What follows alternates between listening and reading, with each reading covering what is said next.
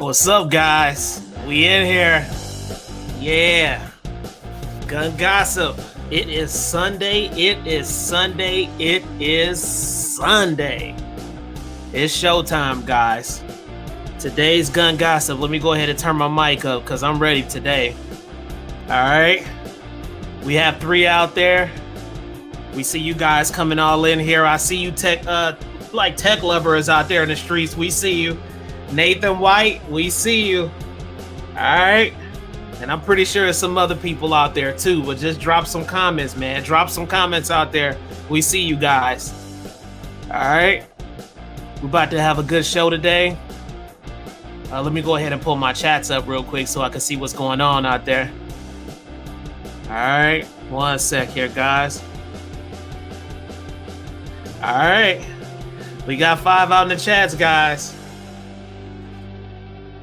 Nathan, what's been up, bro? What's been going on, man? Where Christine at? Wherever there's Nathan, there's Christine. We all know this. She's somewhere in behind. We know this. All right.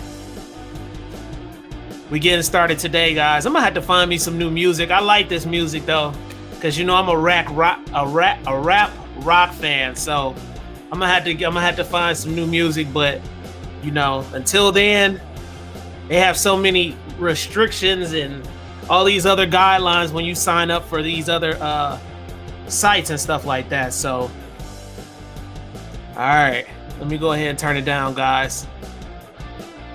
We are about to turn up today. We have 6 out in the chats. What's up, fellas? How y'all doing, man? Drop something out in the comments. Let us know what's going on. All right. Let me turn this down.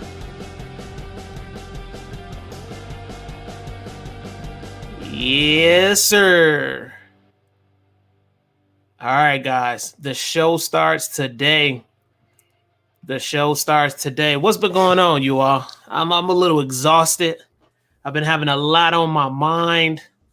You know, I have all these brains upstairs like them little gray aliens. So my head just be in so much turmoil. I have to deal with so much, and I'm doing so much right now. It's crazy. Trying to look for a new house, a new home, sell this house, and make things happen. And it's most definitely it's some work, guys. Carbon Q, we see you out there, Carbon. What's going on, Carbon? I missed you on the last one. I didn't see you on the last one. I was looking for you. Who else we have out there?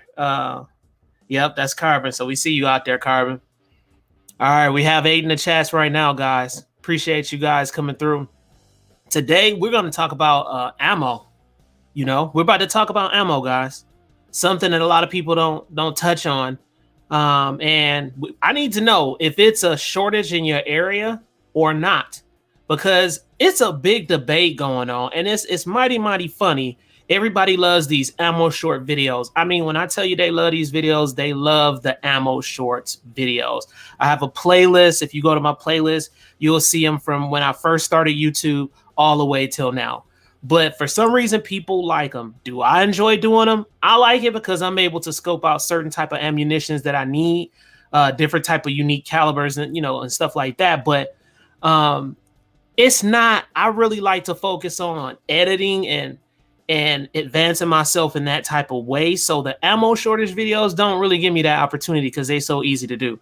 But for some reason, people like the ammo shortage videos because they can sit at home and they basically can shop. Oh, how is she doing, Carbon? Let me know what's going on with that. How is she doing? And I'm gonna go ahead. I'm gonna drop a link out there just in case you guys want to come in on this. If not, let me know. But I'm gonna go ahead and let me see if I could drop this link. I have to move this out the way. I'm gonna drop this link and invite you guys in. Let's copy it, and I'm gonna go ahead and paste it back in here. Yeah, I know you were saying your mom was having issues and stuff like that, and my prayers go up most definitely for her for sure. So, click on the link if you want to join in on some of the conversation. Good. I'm glad she's doing better. Yeah, and that's a tough one, man. To be going through some of the, and I don't want to say what's going on, of course, because that's your private business. But just to deal with that, and then to deal with, you having a YouTube channel, and to deal with if you're working and stuff like that, it's a lot. It's a lot. And a lot of people don't understand that because they're not going through those type of things. So, my condolences for sure.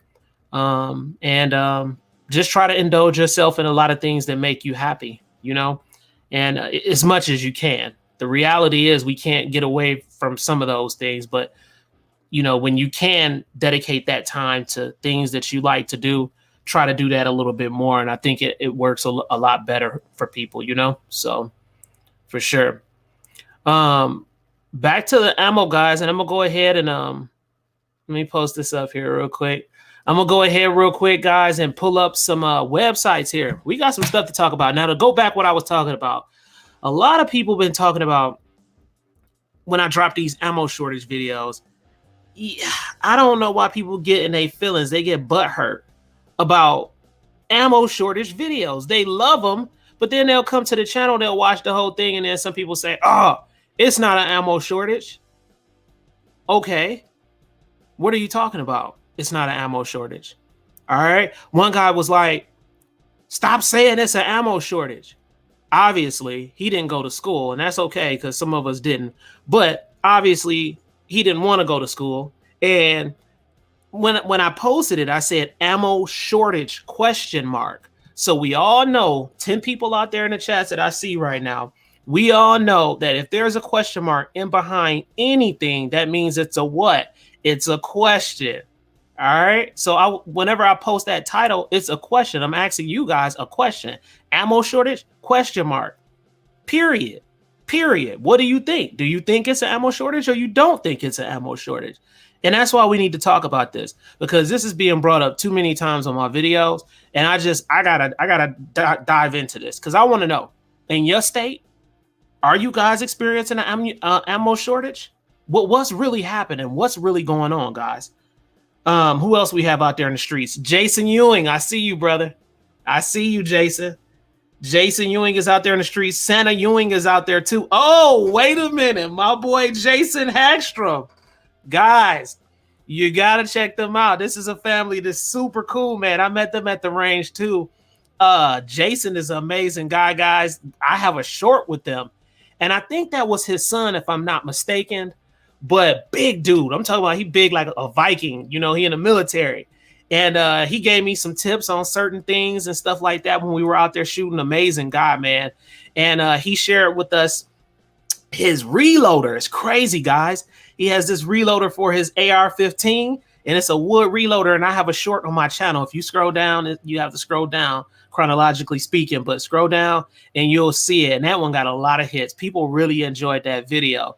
So Jason, big kudos to you. And yes, my friend, I'm going to be getting with you. I just started this new job, which is crazy for me because, it's a lot that I have to retain. But soon as it starts warming up, I'm going to get back out there. We're going to start shooting again and stuff like that. So it'd be super cool. What is that, Jason? Potacatch. Hold on. Let me go ahead and post this. What's that right there, Jason? Potacatch. Oh, is that the name of it? Okay. I'm thinking you think that's the name of it. All right. Yeah. Christine, that's a new Jason. Well, he's not really new. He's been around. I think this is his first time coming to the show, but he's been around. He was out at the range with me, a couple, not too long ago. And we were out there shooting and everything, getting down, man. I was shooting some of their guns. That's when I shot for the first time. I shot that Kimber, which was super freaking smooth. So yeah, welcome him to the family, guys. He's most definitely welcomed over here, period. All right. But let me know what you guys think in the chats, man. Y'all think it's an ammo shortage? Is it really an ammo shortage? Jason, Christine, Nathan, Carbon Q, all of y'all out there, what's going on in your state? Because I'm going to tell you what's going on in my state. In my state. And you know what? Instead of telling you, let me go ahead and show you real quick. Watch this. Watch this. You'll see exactly what I'm talking about. All right, I'm going to go ahead and share the screen real quick. All right, here we go. Look at this, guys. Let me know if you guys can see that out there in the chats. Christine, let me know if you can see that I just posted on the screen. You should be able to. This water is so freaking good, guys.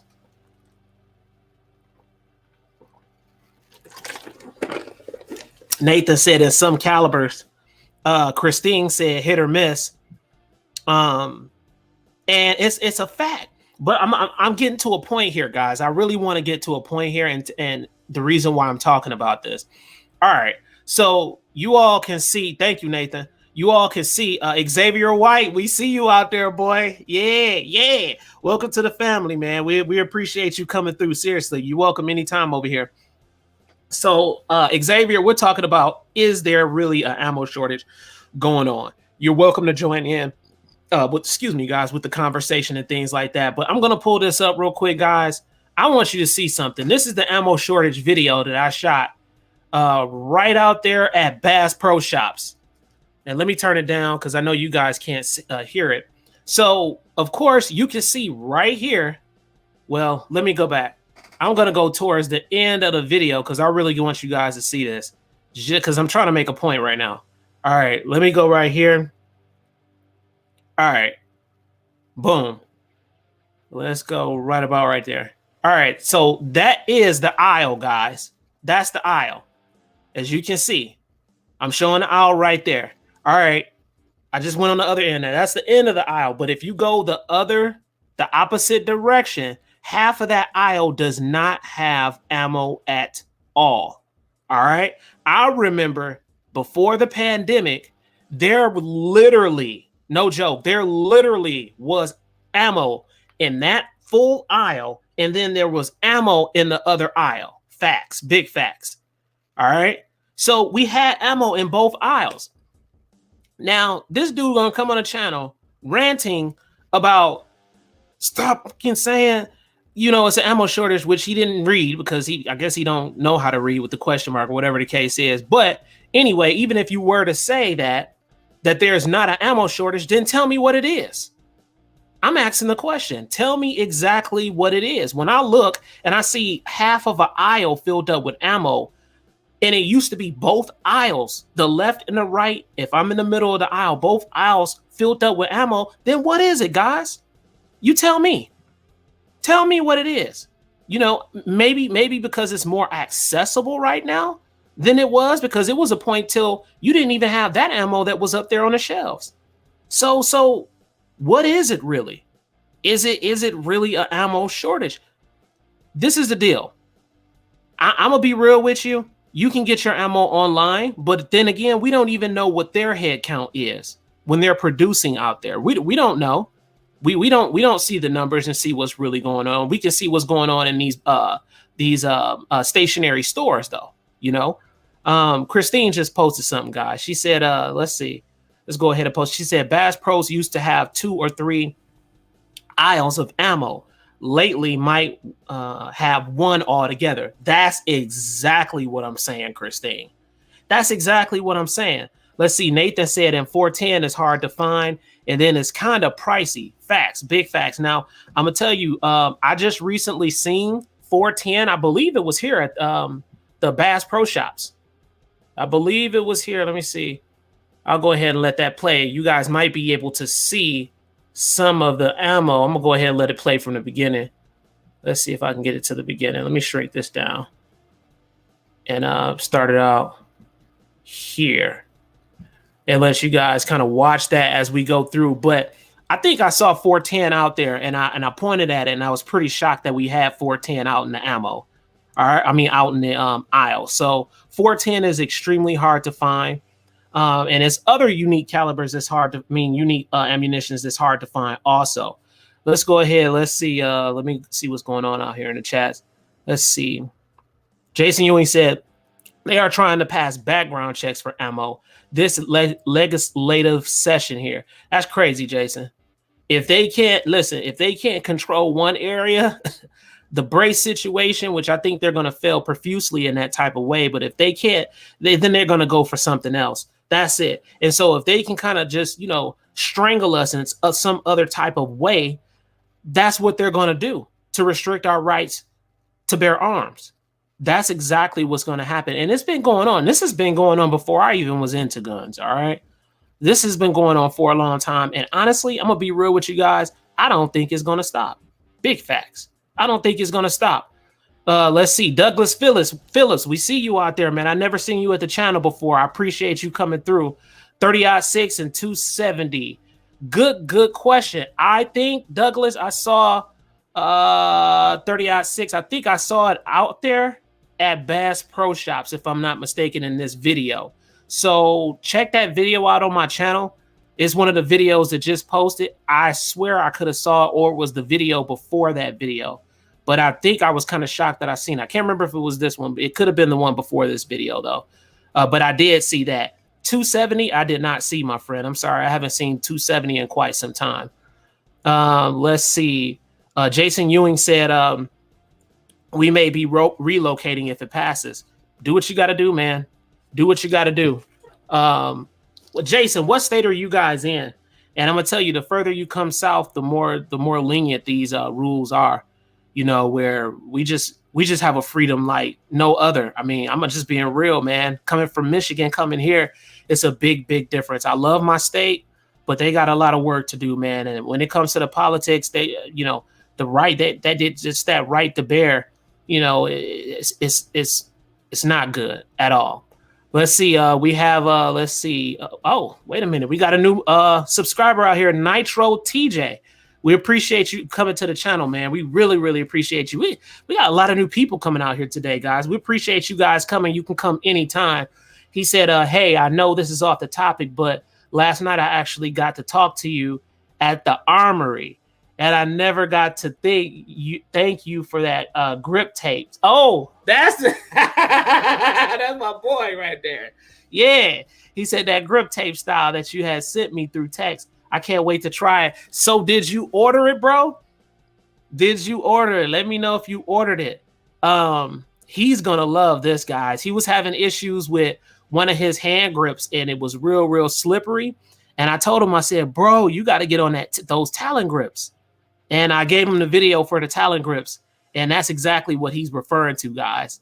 The Talon grips. Those Talon grips go hard. I have them on my SD40 VE, and that thing has so much kick, you know, because it's 40 caliber. And I'm telling you that Talon grip really gives it grip. So yeah, let me know if you ordered it. And where did you order them to? Did you order them off the site? Because I had the Talon grip link right up under the video. Or where did you order them from? Just let me know, bro. All right. Where was I at? Let's look at some more comments here. Let's see. Oh, we have Miss Hackstrom in here too. We see you out there. All right. She said the manufacturers are fulfilling the military contracts first. Facts. So this is the deal, guys. This is going back to exactly what I'm saying.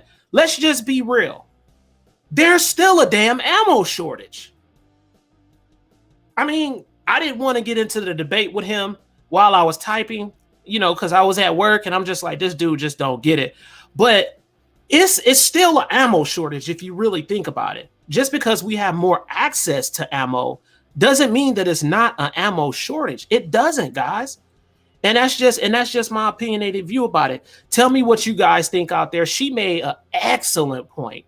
Excellent point. Drop in the comments and let me know what you guys think, because I think it is. I think it is. As a matter of fact, I know here it is. I swear I remember when the aisles, you guys are looking at the video right now. I remember when the aisles were packed as hell, guys. It was packed. You talking about a freaking supply of ammo. It was plenty of it out there. It really was. Let's see. You guys going crazy in the comments today. I appreciate that. Let's see. Christine just loving on everybody out there. I appreciate it. That's one of my moderators out there too, guys. So she's amazing. I'm going to give the moderator to some other people too soon. So that will be coming. The two I have are Christine and also Carbon Q, guys. So let's see. Nitro just made another comment. He said, I got one for my SIG and my new Glock 19.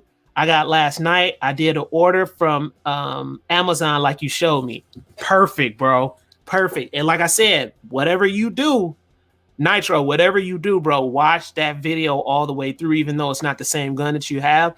You can kind of see how I did it, because you can kind of mess up with those. So don't overheat the Talon grip before you put it on that hand grip.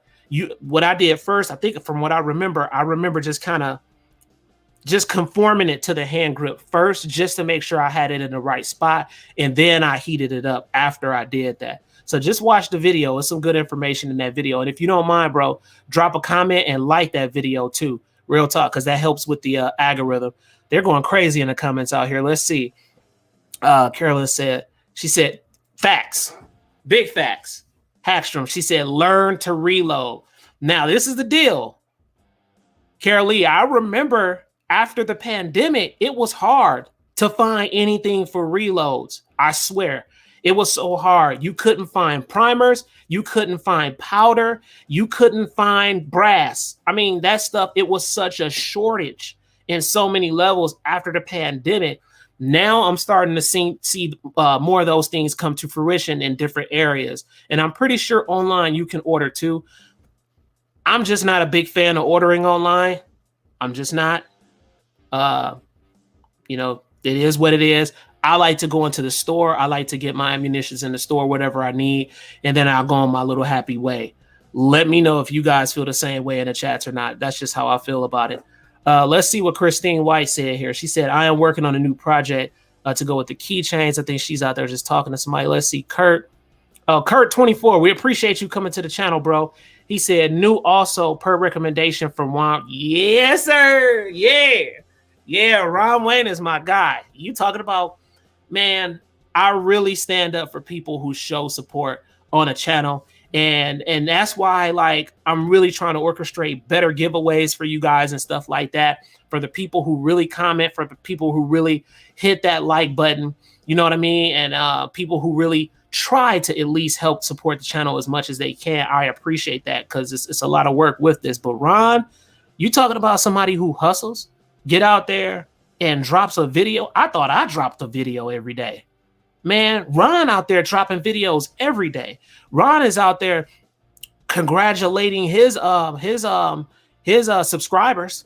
You know, when they become a new member, he gave me a new idea. You know, I'm working on that too because that's important. That's important. We want to give you guys recognition and we appreciate you all, seriously.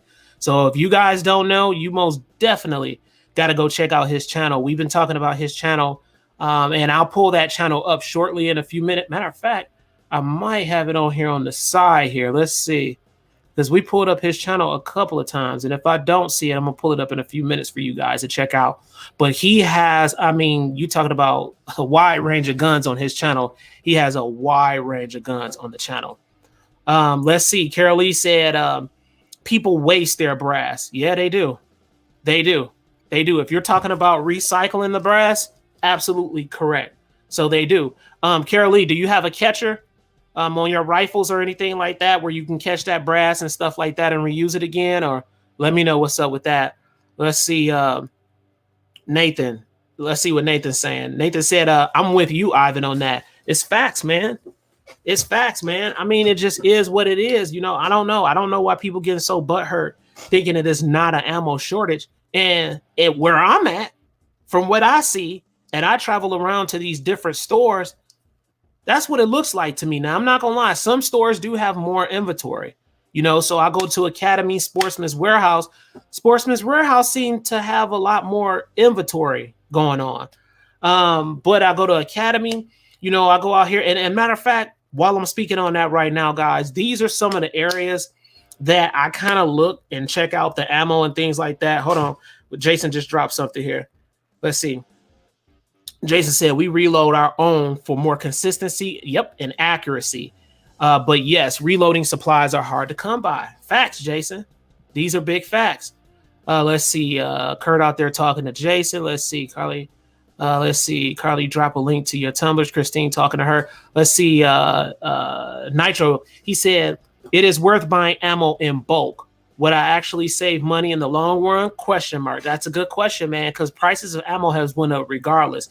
Now, when you do buy it in bulk, I'm noticing that you're getting more per bullet. All right. You're paying, sorry about that. You're paying less per bullet when you buy it in bulk. That's something as a fact, but let's just be honestly real. Some people don't want to pay $300 for a box of ammo. I'm gonna just be real with you. Some people just don't want to do that. And you got a lot of people who can't afford to do that. So it just depends on your financial situation when it comes to something like that. Let's see. Christine said you have to be careful buying in bulk. Do your research is my best advice. I agree with that. Let's see. Let's see. Oh, wait a minute. This is a new person. All right, Mr. C.J. Bianco, we appreciate you coming through, bro. Seriously, real talk. He said, I would like to learn to reload, but it is cost prohibitive. He said, I have nothing and would require purchases from the ground up. I have a family to support and project. Wish there was a simpler way. Yeah, I know exactly what you mean, bro. And another thing too, they do, I forget what those machines are called, but they have the machines that are like the basic machines. You don't have to go in and just purchase, the one that's the more expensive one. They did have some of the cost-effective ones that I did see, but they are pricey. But when you look at it, if you do the math on it and you add up everything, you get your primers, you get all the sorry about that, guys. You get all the materials that you need, plus your machine to press out and things like that. I think in the long run, after about a year or a couple of months, you probably end up saving money. I'm gonna just be real. You probably end up saving money in the long run when it comes to it. Now, Jason and Carly, I have to tell you about that, guys, because it sounds like they do it, but I'm pretty sure you probably save money by doing so. Let's go to this next comment here. Nathan White said, and the prices are different from store to store. They are very much so. And we're going to discuss that in a few minutes and talk about a couple of these stores too. Let's see. Let's see. Kurt out there talking. Douglas, you guys going crazy in the comments. Let's see. Douglas Phillips said, pay extra for insurance on online bulk orders. It is worth it. I agree. Let's see. Jason said, I use cheap RCBS rocker chucker and load one at a time. Yep. That's it. Now, from what I've seen online, that can be quite, time consuming. But guess what? Like I said, in the end, I think it all pays off when it comes to something like that. I can't wait until I get my garage and I can start to do this stuff myself and start pressing out my own ammunition. I cannot wait because that's something that I'm going to get into. Jason, you're going to have to kind of help me with that. I know a little bit about that, as you can see, but I want to get more informed about that because that's something that I want to do. That's just one of my little fun ventures I want to get into. Jason said, for example, I reload my Smith & Wesson 500 for around 60 cents a shot, guys. 60 cents a shot. That is way better than $2 a round. Facts. Facts, man. Facts. See, you just heard it from Jason, guys. You just heard it from Jason. I mean, it sounds like that's the way to go. Let's see. Carol Lee said I could reload about 100 rounds of 9mm on about an hour. Wow. And Jason said, you just say when, brother. And I'm ready. Jason, I got to get with you because you know what? A matter of fact, if we can schedule a time and a date, guys, we got to pause for the cause. Just guess who just entered the building? Guess who just entered the motherfucking building? Ron Wangster, boy. He out there, guys. Everybody say hello to Ron. I'm telling y'all right now, that's the guy, Ron Wayne. Jason, Carly, if you guys don't know, you got to go over to his channel and check him out. He is major business, and I support his channel, and he supports my channel. But yes, I want to get with you, Jason. And if you don't mind, maybe we can record you doing some of the ammo reloads and stuff like that. I think the members and subscribers on this channel, I think they'll really appreciate that. And I think they'll really, really like that a lot. Wait a minute. I think we got a special guest coming in a few minutes, guys. I'm making a surprise for you, though. She's about to come in a few minutes. Let's see. Y'all going crazy in the chats. Let's see. Nathan White, he's, of course, talking. Xavier White out there. Yep. We see you, bro. Tennessee Goddess is out here, guys. All right, Tennessee Goddess, I'm about to drop this link for you because if I.T.T is not here, if Ivan is not here, Tennessee Goddess got it. And if Tennessee Goddess don't have it, of course, I got some other people out here that could just take control of the channel, guys. So I'm going to go ahead and drop a link real quick for her. You guys just keep talking out there. Y'all are going crazy, and I appreciate that. Let's see. Let me go ahead and drop this link real quick. All right, here we go. Boom. All right, I just dropped the link, Tennessee Goddess. Just click on the link, and you can come in. We're talking about ammo. We got 20 out in the chat, so this is a pretty serious conversation right now. Go ahead, click on that. Anybody else want to join it? Go ahead, click on it. I'll see you at the back door on the channel here. If you want to come on the show, and it's easy, guys. If you want to come on the show, you just click on it, and then you'll see yourself. And you just click on it; it'll let you in. Okay. All right. Bam! There she is, everyone. Guys. What's going on, Queen? Been a busy day. Oh hell, what's going on? I lost a friend last week, and tonight was the visitation. Oh dang! Sorry to hear that. So that's not good. How long did you know him? Like almost 7 or 8 years. Okay. Yeah, he lost his leg in 2020, and he came to our pumpkin shoot, and it was his first time shooting without his leg, and he was like, "This is going to be rough because what if I fall over?" I said, "What if you don't?" Right. Well, somebody just gave their condolences to you right there, Jason. He is when I tell you that family is such a good family, they were out there, man. Good people. I can't wait to meet them. Matter of fact, I want them to meet Christine and Nathan because I know they'll click automatically. And a matter of fact, where there's Tennessee Goddess, there's BAM! Uh-oh. Hey, girlfriend. Uh-oh. Uh-oh. Oh, and wait a minute. We lighting up hold up. Where's Carbon? Somebody else. Carbon. Carbon Q is out there. Now Carbon. Come on, Carbon. Carbon different. She has to feel some type of way to come in. So I don't, when Carbon want to come, she makes her way in here. But hold up, we got. Hold up. Wait a minute. Well, hello there. Let me put some. Oh, we got Jason out there, guys. Looking a little scruffy tonight, there, buddy.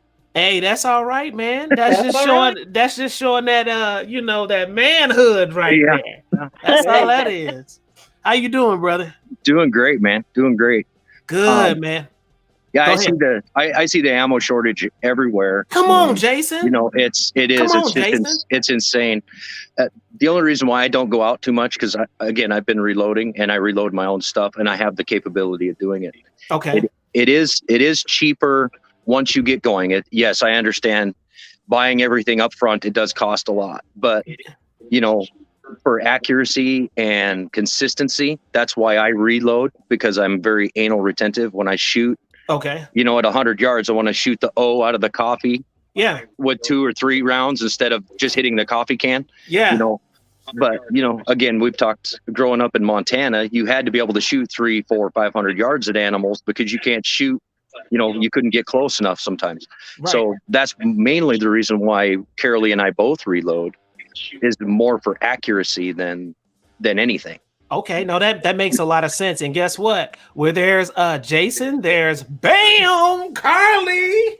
Close enough. What's going on? How are you? Good. How are you? I am doing good today, guys. I'm glad you guys joined in on the show. I have been waiting for y'all to come to the show. And I think y'all may have been watching a couple of times. Oh, yeah. But I've been waiting for y'all to come in on the show. The show is getting bigger and bigger. We really appreciate you guys coming. Oh, yeah. Well, I have some stuff I'm happy to donate. I don't know if you saw that. You just get a hold of me and we can get it to you. Okay. Anything in particular, or is this something you want to tell me on the back end? Well, I've got, I do T-shirts and tumblers and coffee mugs and some other odd and end stuff. So, yeah. Oh, yeah. You see, I'm smiling, so I'm loving it right now. I'm willing to donate 200 rounds of 9mm. Wow, you go. Yes. There you go. Throw some 22s in there and some Magnum. Maybe. Very nice. I know Christine can donate some macaroni and cheese, some mashed potatoes and gravy, and some meat. You gotta just show up the house. Christine, the house. Hey, Jason, if we need to eat, bro, we got a place to go. Yeah, come on 100%. Here too. We can get her done. 100%. We can get her done. We just found out that there's another gun store out past Leoma that we haven't been to. So me and Nathan's gonna have to go investigate that soon. Yeah, and then guess what? We still tell Nathan we still have to get out there to go to that one place. Kinzer's. Kinzer's. I just haven't called him.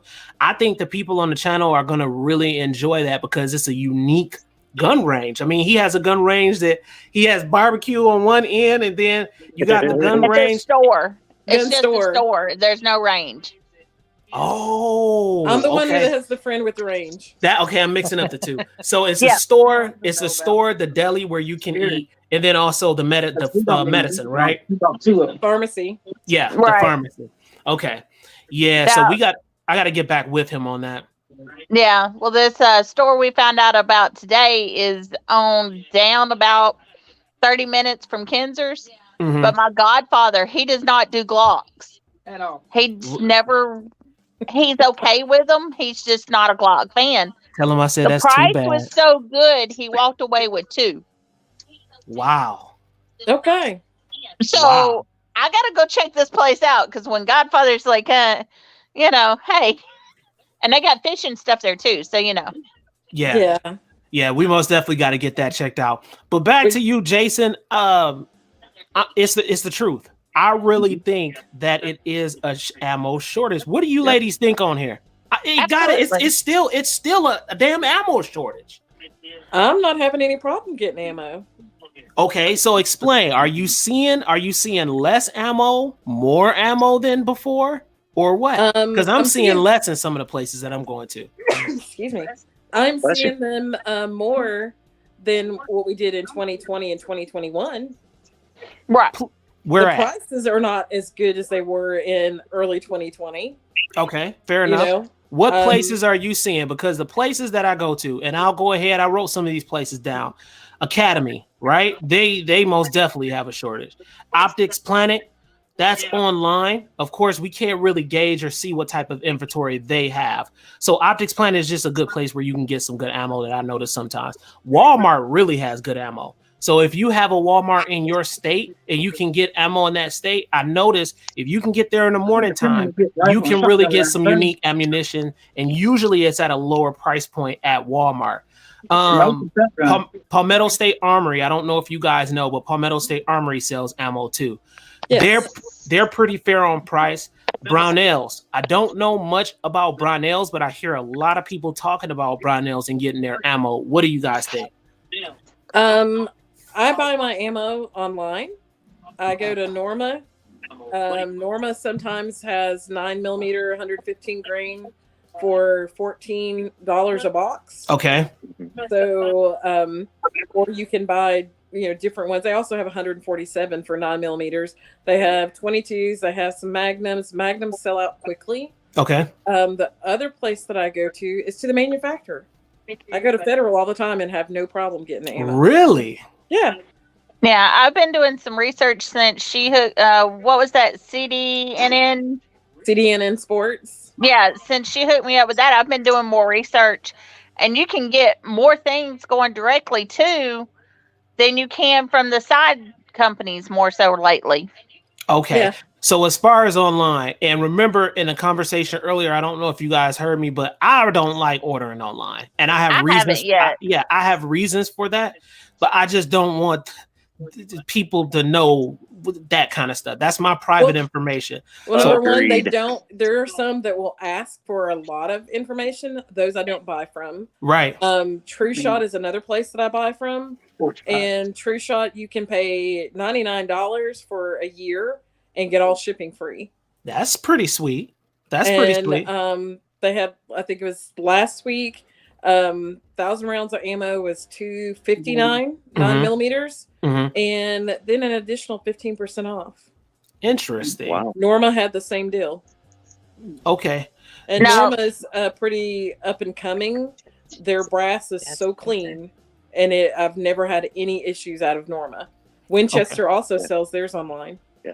Norma's actually pretty high. Norma's actually pretty high quality brass. A lot of long range shooters will use Norma brass. Really? So, because of the consistency of the weight. When it comes to long range, everything is by the grain. I mean, it has to be perfect. So there are several long range shooters that will use Norma brass for long range. So the brass is actually clean, and if you hang on to it, that kind of stuff, that stuff reloads great. It does. Yeah, if you take a look at my Instagram, that is Norma. Okay. Yeah, I've been hearing a lot of good reviews on Norma, and online I see a lot of Norma ammo. Yes. I see that a whole lot. Now, what's weird is when I go into these box stores, I don't see Norma a lot. I started seeing Norma at Rule King. Really? And we don't have a Rule King around here. The closest one is in Clarksville or Huntsville, Alabama. Okay. But now, Rule King carries quite a bit, and they have really good deals on it too. Yeah. Okay. Now, I do have a question for Carly and Jason. When you guys are doing your reloads, how do you organize those loads? So say, for instance, if you want to load up on 9mm and certain type of grains, whether it be 124, 115, whatever the case is, like, how do you dedicate that time to each different ammunition structure? Explain that to me.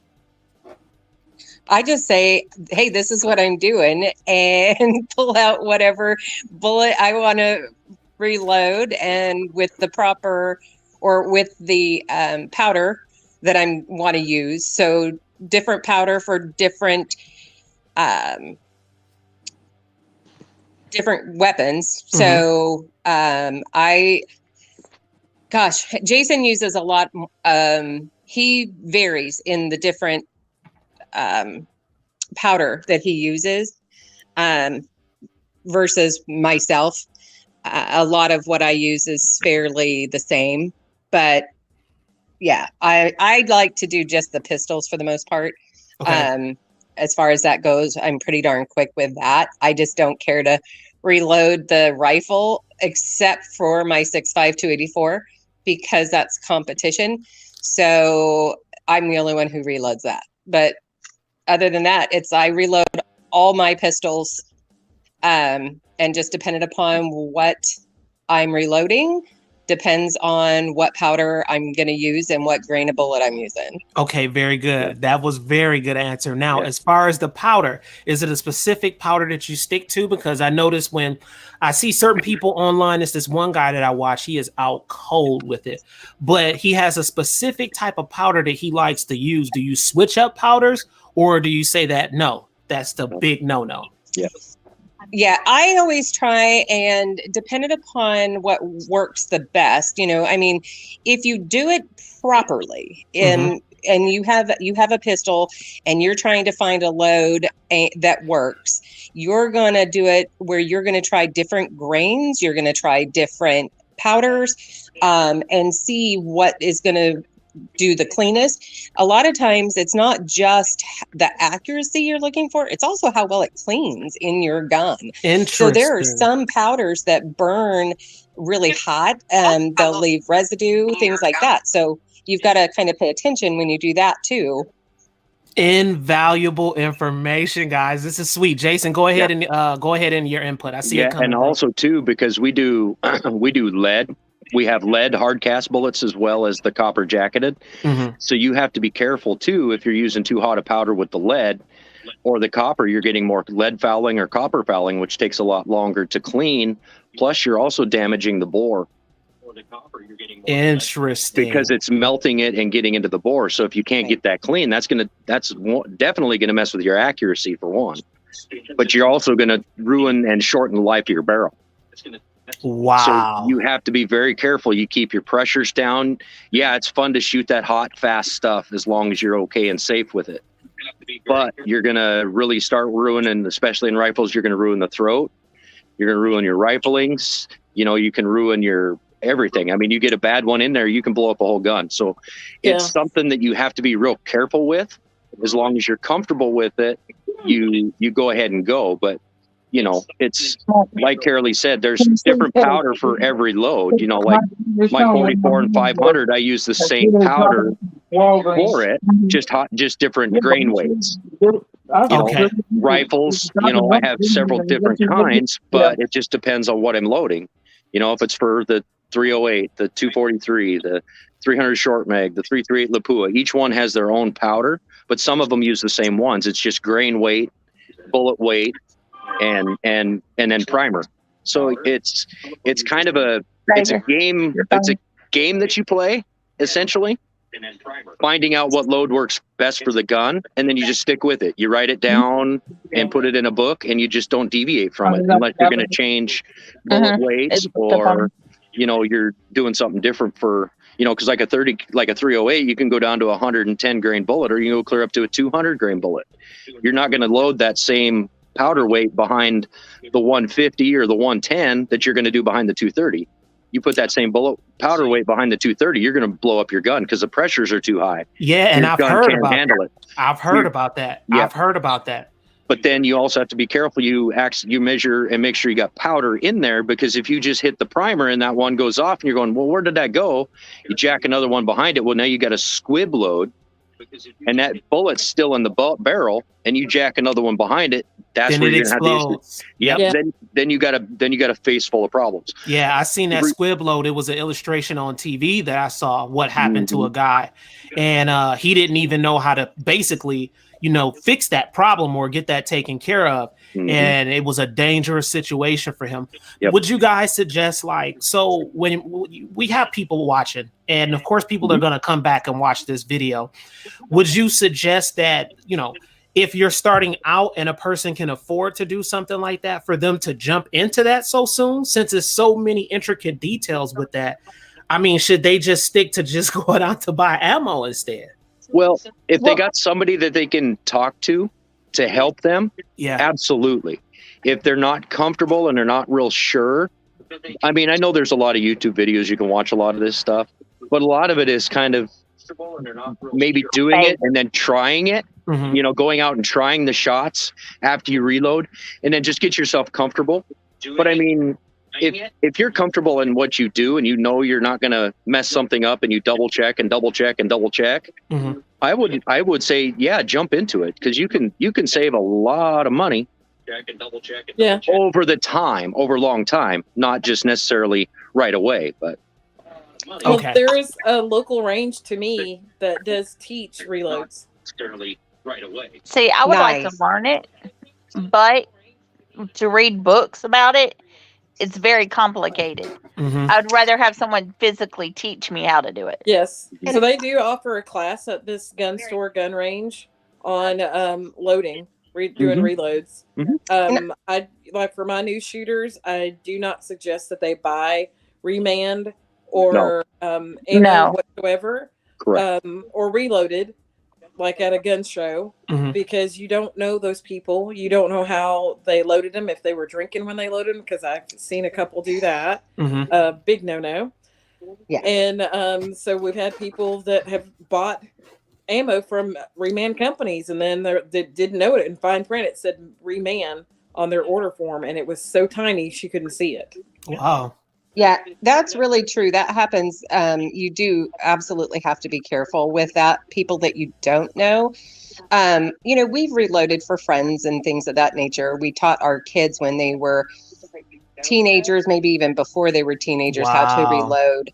But it's one of those that you have to check and recheck. I literally have a flashlight that I check into when I do my powder, to make sure I'm not doubling my powder, make sure that every single round has powder in it.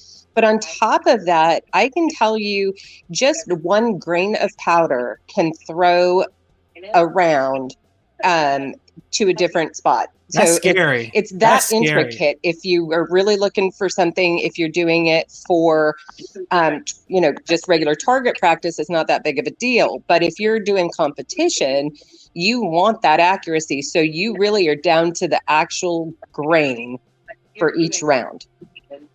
Wow. Yeah. I saw that someone had said not to order online because of the porch pirates. Yeah. I have been a victim of porch pirates, but not for ammo. And so I only have my deliveries set up, and the companies that I use are usually Monday through Friday. And I ask that they be delivered like during the times that I'm home, which I work from home, so that I'm here. But if it's when I'm not here, I either have a neighbor come get it, or I also have it delivered to a drop-off location like Walgreens. Oh, and yeah. then I just go in, show my ID, pick up my package, and go. Yeah, depending on who's the deliverer is, they can sometimes specialize, like specifically deliver to, like, say for instance, like me. Sometimes when I get my deliveries, I may put my little trash can outside. Then I'll tell them, hey, the notes, put it in a trash can, this and that and that, depending on who's delivering the, the delivery for you. So I do that sometimes. That does work and come out. I don't know. I don't they have lock boxes too that you can put on your porch. Yeah, I heard about those. Can't lift those up. They can't be moved. For what? And they drop them in. The boxes. Oh. Yeah, drop them in from the top, and you can't go back into it. Right. I heard about those, but for me, I don't think I'll ever feel 100% comfortable just ordering offline. I don't know. I just feel better about just going into the store and get my ammo. But if it was a situation to where I couldn't find specifically what I was looking for, then I probably would order online. But outside of that, I just continue to go to the stores, match prices and things like that. Yeah. My first online order, was from a friend of mine out of North Carolina that worked for an ammo company. And they sold different kinds of ammo, and their prices were excellent. And I was looking for 32 ACP, and they had it $9 a box. Wow. And so I was like, okay, how much can you ship and when can you ship? The only thing was because they were a small company, they shipped by UPS. And I, at the time, had a lazy UPS driver that just left it down at my mailbox on the street. Oh. What? Yeah. Wow. Yeah. And then that sounds like what would happen at my house. Yeah. And what'd you say, Christine? That would happen at my house. Yeah.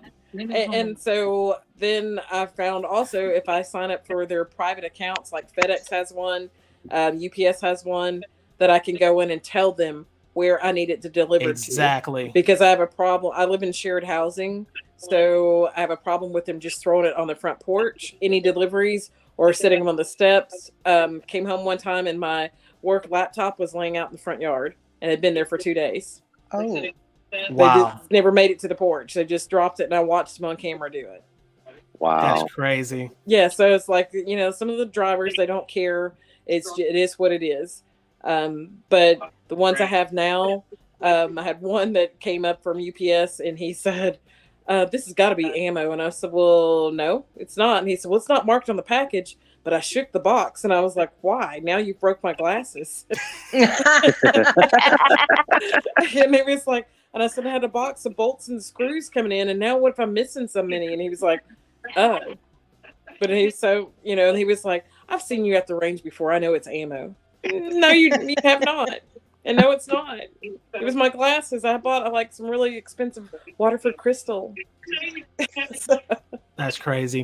Jason, I have a question for you. So what piece of equipment do you guys use that you recommend? Now, I want you to tell, the people out there that's out there. When I say out there in the streets, it's just people that's out there listening to us. So tell the people out there in the streets, if they're interested in something like this, what would be the piece of equipment that you would use that could be the cheaper piece of equipment to get the job done, or maybe the mid-range or more expensive one? Go ahead and explain that to us, since you guys are kind of acclimated to doing these things.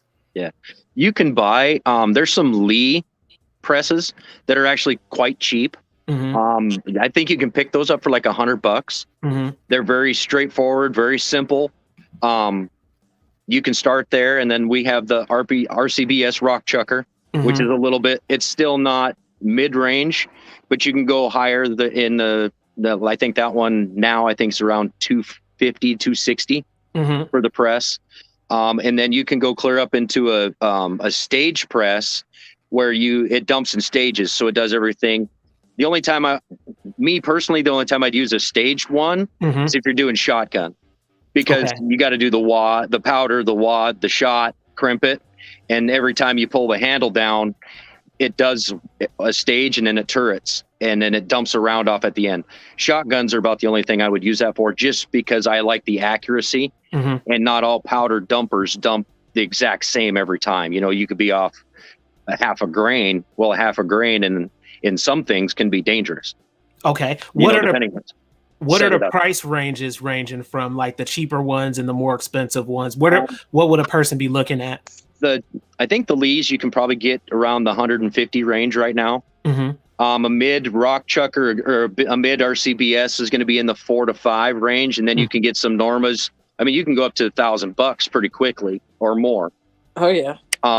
But then the dies is where you've got to, you're spending money. It's anywhere from $40 to $60 a die, unless you're getting a competition die, and then you're up to $200 for those dies. Wow. But just depending on what it is. So really, if you can afford to start there and you get everything that you want, for all your cartridge levels or whatever, if you take care of that stuff. I mean, I've got a 243 die that I've probably loaded between Carol Lee and I and me, probably 35 or 40,000 rounds, if not more, through that 243 die. Wow. And then brass, as long as it's not cracked in some spots, we've reloaded some brass 12, 13, 14 times before you have to throw it away.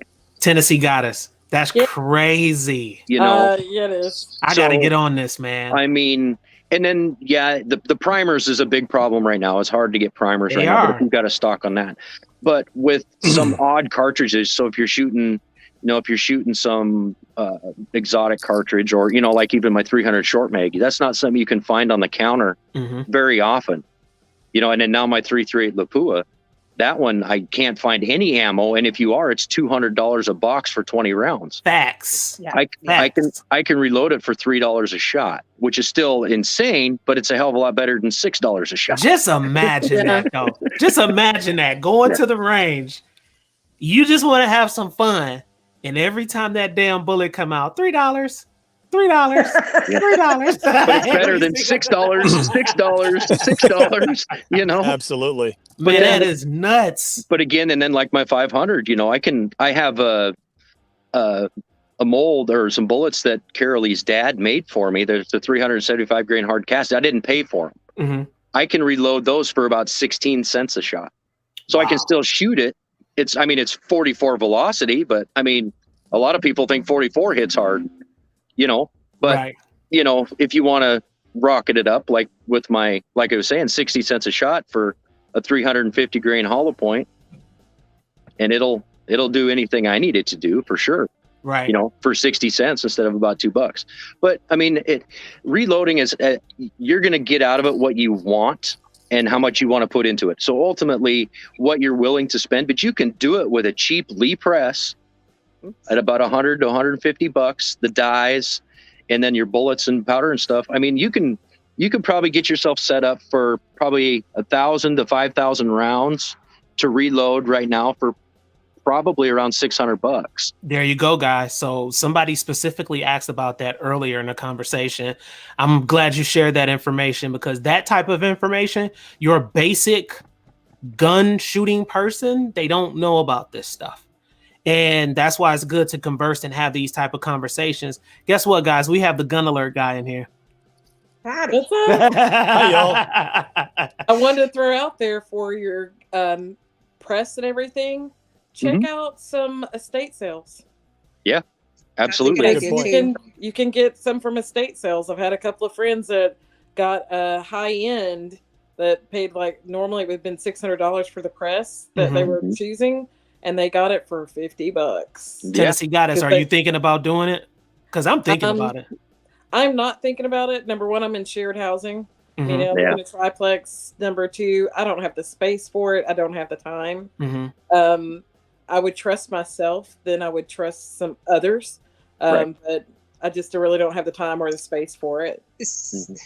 I can tell you, when I first started reloading, I bought a little 2-foot by 2-foot workbench. I lived in an apartment on the second floor. I would put it in front of my couch while I was watching TV. I had my little Lee press. I had 2 little clamps, and I'd clamp it to the work table. And I would load 50 rounds at a shot in like a half hour, 45 minutes at that point. Wow. And you don't need anything huge. Honestly, you don't. The biggest thing you need is more space to store it once it's done. Okay. That's the biggest thing. But I'll tell you that just because it's an expensive press does not make it any better. I have been using the same little itty bitty single load Lee press for over 20 years, the exact same one. And then the hand primer, where it's like you have a bunch of primers in the center, and then you literally take one case and slide it on and squeeze that press to implant basically your primer. Okay. I mean, one at a time. And I do that for every single one I do. What do you guys suggest, Jason and Carly? What do you suggest as far as like after you build up, your inventory and stuff like that? Where do you, well, not specifically in your home, but where do you suggest to store it? Because from what I hear in these type of situations, moisture is the enemy. All right. From what I hear. So how do you guys store it? On a shelf. Seriously, it's just sitting on a shelf. The biggest thing is making sure your powder and your primers are separated. Okay. I don't know if a lot of people don't know this, but a box of 1,000 primers is equal to a stick of dynamite if it goes off. Oh, shizzles. Yeah. So you want to make sure that you keep them separate, because if an accident happens, you're not setting off the powder too. Dang, So, but the containers are actually pretty tight. And as long as you check them and stir them up, shake them a little bit every once in a while, they're not going to clump or anything like that. And we've been down here 4 years, and I haven't had an issue with the moisture or anything like that in my powder, but I only buy a pound at a time too. I don't buy the 8-pound kegs or anything like that. If I did, it would be different. I would look at trying to find a place to keep it, cooler, not humid or anything like that. But a pound at a time, it just depends on, what you're using it for, how long it's going to last. But you can get a dehumidifier also for a room. Absolutely. And that will help tremendously too. Yeah, I have those all throughout the house. So that's perfect. Okay. That's perfect. Tennessee Goddess, go ahead and read Ron's message real quick. I've reloaded for years. It sure pays off for my larger calibers, 30 and 40 Krag, 30, 500, 460. It sure beats buying them in a total cost. I mean, this is what everybody is saying. This is what everybody is saying. So I don't think that's a debate. It's you most definitely, if you can orchestrate that and get that going for yourself, I think that's going to be the better bet. Yeah, I have coworkers, and my senior director, she reloads. Okay. But they hunt. She and her husband hunt. They couldn't find primers, and back in the day, now they're able to find primers left and right. Okay. But when I could find primers, I would get them and ship it down to them. Yeah. Okay, very good. Hey, Mike, you there? Yeah. Hey, so go ahead and explain to us, of course, I go to these different stores. I'm checking out the ammo, seeing what they have and stuff like that. Of course, an Academy, right? One thing I noticed about Academy is that Academy has a smaller sectional area for their ammo. When I go to Bass Pro Shops, it's obvious that they don't have the ammo that they used to have. But as far as Academy, what's the influx looking like as far as Academy, and what's your viewpoints on that going into that? So the last couple of weeks it's been kind of low. They did inventory a few weeks ago, so if it's there, they got to count it. If it's not, they don't. I'm not sure what's coming in this week. Inventory stuff is all done, but I've been told that they're going to get a ton in to restock. And at one point, when things were coming in a lot better, there were 3 or 4 pallets of ammo in the back. And that was actually the only thing that was stored in the back.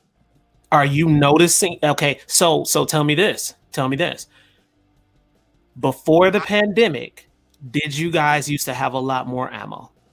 I wasn't there before the pandemic. Okay. So I'm going to say yes.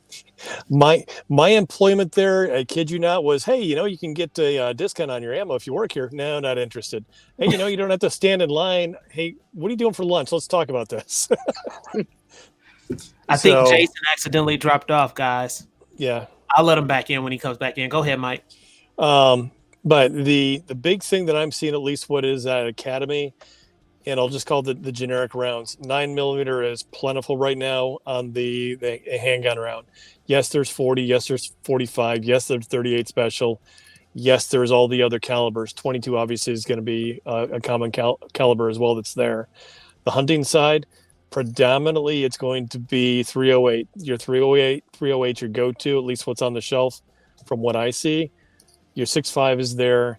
Your 270, your 243 is not always there. Shotgun, 12 gauge definitely. 20 is kind of iffy, and I haven't seen 410 in a month. Yeah, I saw 410 just last week. I was shocked and surprised. I almost did a backflip. Yeah. I saw some 410 recently as well. I walked into Walmart, and this is a couple weeks ago, to grab lunch before I headed in to go play with toys. And there were 35 boxes of 410, which surprised me. Did you buy it? I bought one box. I was kind. It wasn't like some of the jerks I see. Basically, they take the entire case. I don't think I would have cared about being a jerk at that time, Jason. I don't. Like Christine, the rest of you, I just don't. I think I just would have took the badge of jerk and put it on my chest. Seriously, man. Well, it's not like it's basically the same with everything else. If you're the one that's there when the time comes, as long if they don't have a thing on it and you're willing to pay for it, I mean, my money's as good as anybody else's, I would think. So if I'm willing to buy it, I'm with you too, Mike, a little bit. I'm kind of that guy that, if I take one or two, I'm okay. But maybe I don't have any for a while and I don't have to look for a while. I'm getting it all. Well, that's kind of like with me when the 22 punch came out, nobody knew what they had. And it was a good deal. And it was like talking about it. They're like, I don't know. It's just a 22. And I'm like, okay, then I'll take the whole box, please. If you don't know what you have and nobody else is coming and asked for it, then I'm going to go ahead and take it. Now, last weekend, Warren and I were at the range and we were shooting 22s. And this guy was like, there's no 22s are not great, blah, blah, blah. And I said, here, try some punch. And he was like, where can I get that at? He was like, here, you can have the top sleeve of the box and figure it out. Yeah. Good luck. Of course, you can order from Federal, and it's a lot cheaper than normal in the stores. But yeah, it's great stuff. How do you guys feel about like when you order online, and then of course you have your shipping costs? Now, it's like she said, like Tennessee Gotta said, in some instances you may not have to pay for shipping, but when you do have to pay for shipping, to me that's added price added into the price of your ammo. So, you have to weigh that, whether you could go to the store and get it a little bit cheaper or order online. It may look cheaper than once you slap on the shipping and some stuff, and then boom, you back up the price. So it's like my 2 gallons of gas to get me to the gun store to pick it up if I had to pay for shipping. Right. So it's not really that big of a deal as far as I'm concerned. But one of the ladies that I shoot with, she has found places, and she looks quite a bit, has found them where there's no tax, no shipping, and that's the only time she buys. Yeah, I think that's a sweet deal when you can do it like that. Ron Wayne said 22 WMR is hard to find. He said is my hard to find caliber where I'm at. It was for a while. Yeah. Yeah. Go ahead. That's right now. That is my favorite caliber, and I'm finding it all over the place. Beating NCP 93, he said we pay for shipping and a FFL dealer fee. That's crazy. That's California. Time to move. That's Cali. Yep. California love. But we're full here. Sorry. We're full. Well, no more Californians. Hey, gun-toting Californians are okay. It's the ones that the rest of them. I watched them. I can pick them out. I watched them destroy Colorado. Hey, wait a minute, Mike. Wait. Mike, we can convert them in the name of Jesus. We can convert them. Okay. We can convert them. You have to be careful. You have to remember, I used to be this super liberal type of guy. All right. We all were. I'm sure glad I met you after you converted. Yeah, that's no lie, babe. What Carly say? I said, I'm really glad I met you after you were converted. Definitely. I'm telling you, man. It was just, and the thing is, man, when you when you've been exposed to more culture, I think that's what kind of broadens your horizon mentally. And that's what happened to me. You know, when you grow up in certain type of communities, you are almost forced to think that type of way. Yeah. I call it the beehive mentality. And that's just what it is. And some people don't want to admit that. No matter if you come from a suburban area or urban hood area, you have this way of thinking. And I always suggest for people to break out of that mind frame. Break out of that mind frame and then experience, meet new people, find out what's going on with them. And when you do those type of things, you just it's a beautiful world. And you start to challenge certain things that you may have thought was the norm, and it's just absolutely it's not, you know.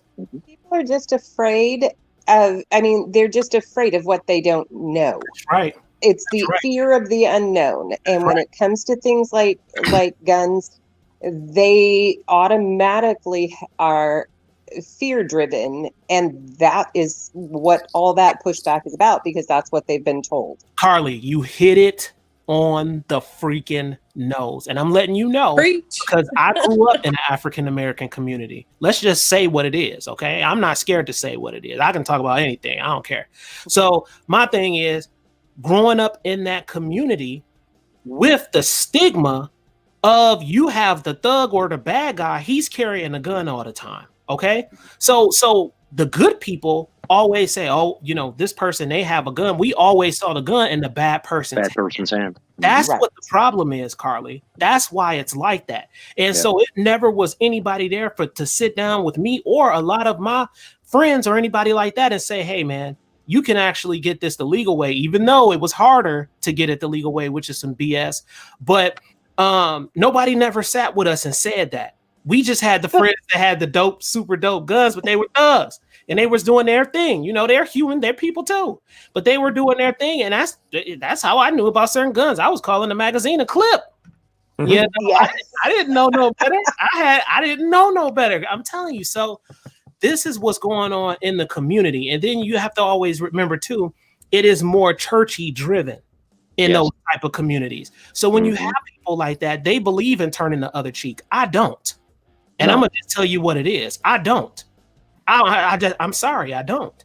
You know, and if a person can inflict pain on you or your family, they deserve to have pain on them or their family. And that's just the way that I think about it. I could be wrong. That's just how I feel. The eye for the eye. Man, come on. Well, I'm Jewish, so you know, eye for an eye is all about me. Hey, Ivan.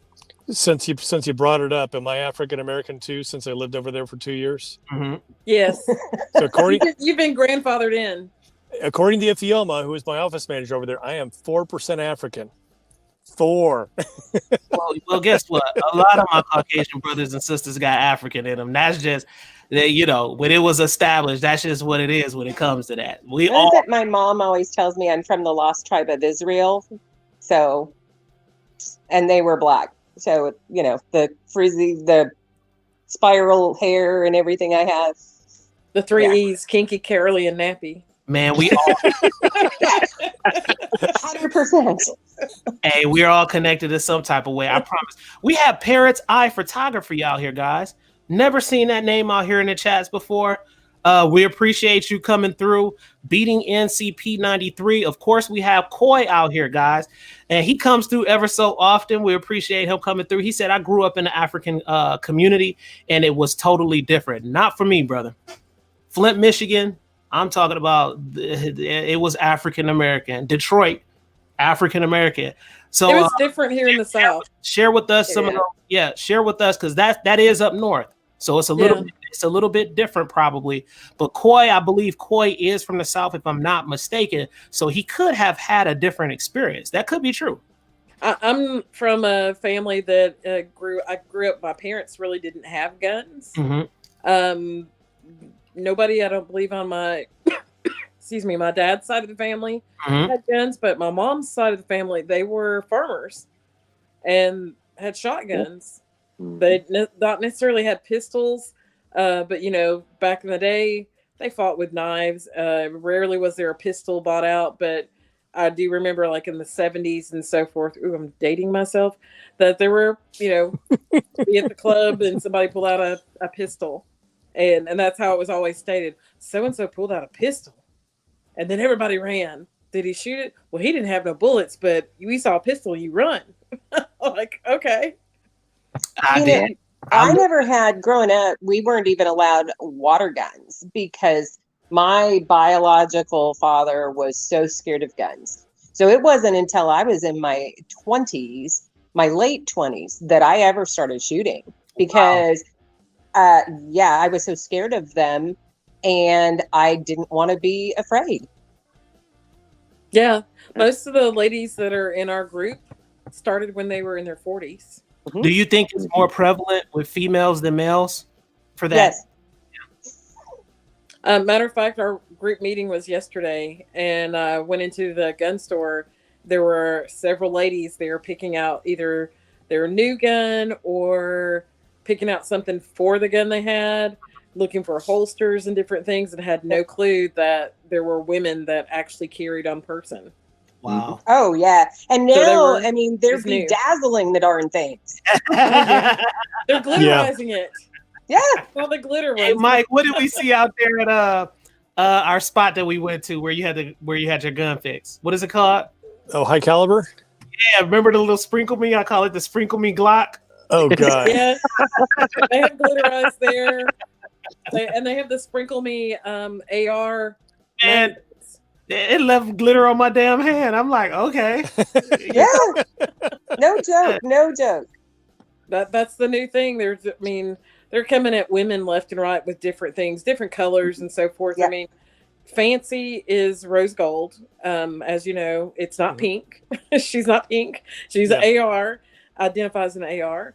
But every time I pull it out, the ladies just kind of look and turn away. But it's the men that come to it and go, oh my goodness, look at that. I love that color because it doesn't really look pink. It has a rose gold finish and it looks almost a deep wine color maybe, or a light wine color. I think it's a lot of people now though, it's kind of like an identifier with the uniqueness of their gun. So absolutely, men are even doing it now. And it's a lot of men that still like their guns to either be black or like, that brushed silver look or something like that. But it's a lot of people now that just like color in their guns. They just do. Yeah. I prefer to just have it, just regular because I don't want my weapon to stand out. I don't want somebody's attention drawn to my weapon unless I want them to know I've got it. Mm-hmm. Right. I'll agree. I do have some myself that have color on it, but nobody can see it unless I show it to them. That's right. Yeah. I'll definitely agree with that. One of the two everyday carries that I have, I did change the grip modules out and they're now purple, but it's kind of a darker color. Purple's my color. Yeah. Nice. It's a darker color. It doesn't stand out much more than what the original did. But it's my everyday carry. It is a tool. It's my hammer. It's my toolbox. Yep. Ivan and I've talked about this a little bit. I'm in process of building another AR, and this thing is going to be completely tricked out. It's going to be pretty, too. Okay. This is the deal, guys. Nobody wants to stand in front of a pink gun or a purple gun. It doesn't matter. It doesn't matter. If you've never had a gun actually aimed at you, it's difficult to say because I can tell you though, it doesn't matter what color it is. You're only focused on what's going to be coming out the other end. You ain't lying about and that. You have no idea exactly. That's what I was going to say. It was a Glock. It was a Glock 17, and it was right there. Yeah, exactly. Yeah. And I can tell you, I had one aimed at me.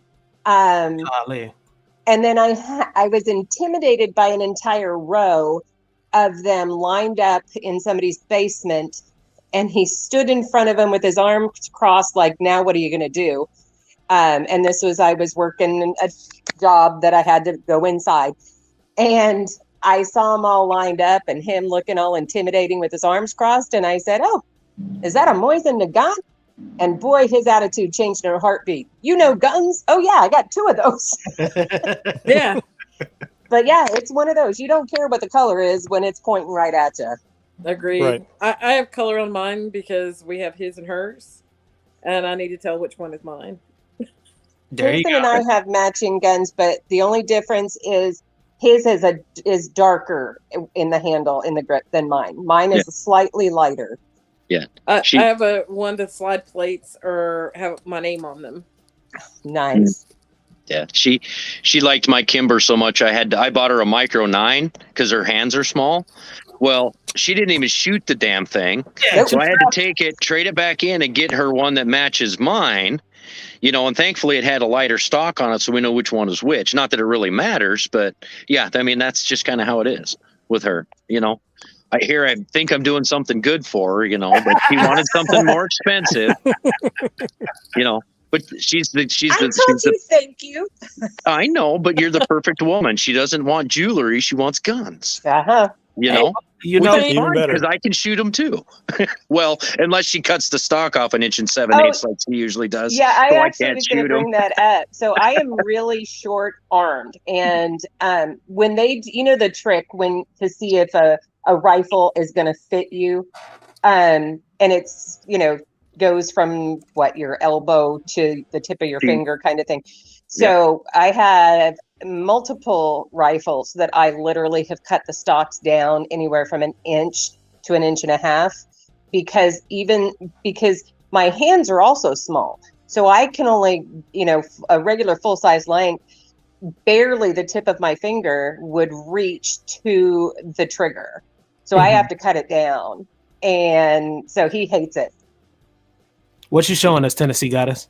That is a base plate for a magazine. Oh, I see it. Nice. Just so you know, my picture is about that big. Yes, I'm going to flip you sideways. It was pretty, Mike. I'll tell you, it looked good. It looked good. Show that again, would you?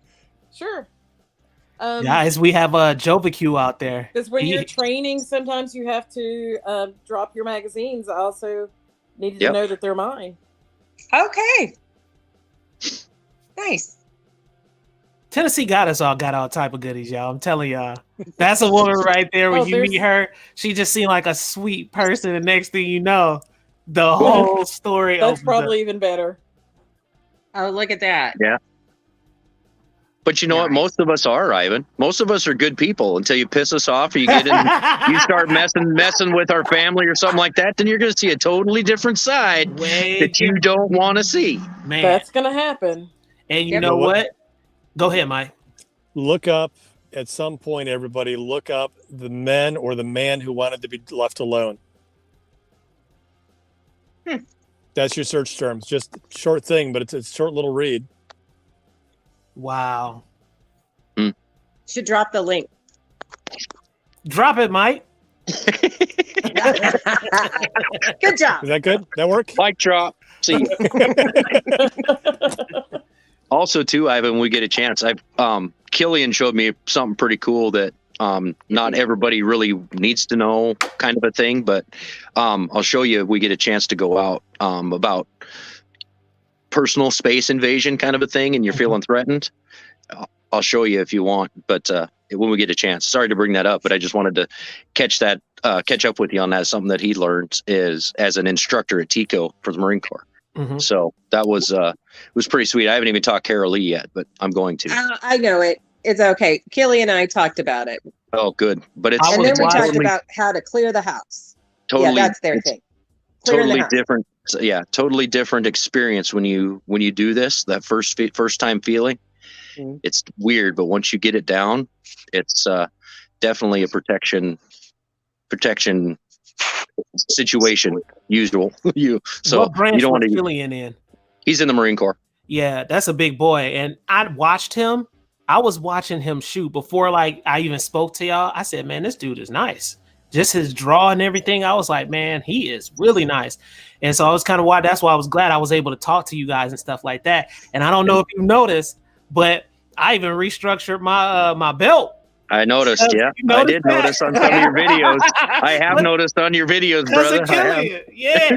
So I went ahead. I said, "Damn, I need to get my belt like his," you know. And so I structured it and it works out better. See, and that's invaluable information when you can get something like, when you can get ideas like that from people who are really out there in the field and doing things. It's just it just hits different, guys. It does. Absolutely. Exactly. Tennessee Goddess, what's up? I'm just looking for more pretties to show you. More ammo, more guns. More guns. Yeah. And I'm kind of from the opposite world of you, Ivan. I grew up in rural Montana. Oh, nice.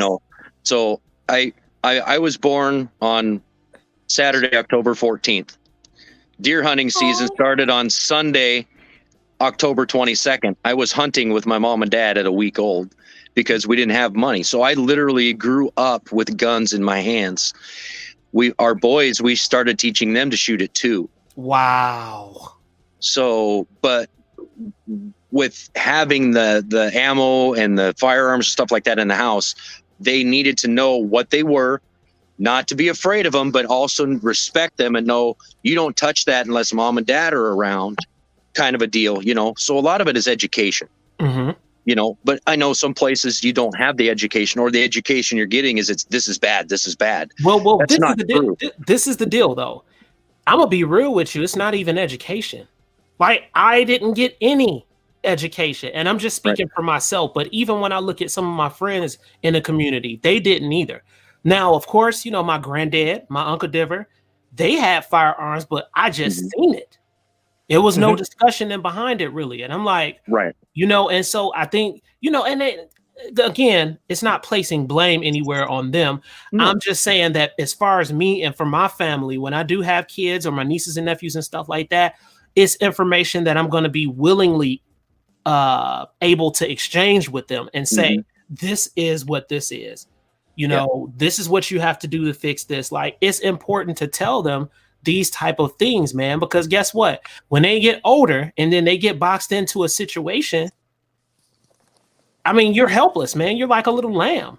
And that's basically what it is. You're going to have bad people in this world. They're going to try you, man. They are going to try you. Yep. Hey, Ivan, real quick, I dropped a link to that in the R chat. You did? Yeah. All right, let me see. Awesome.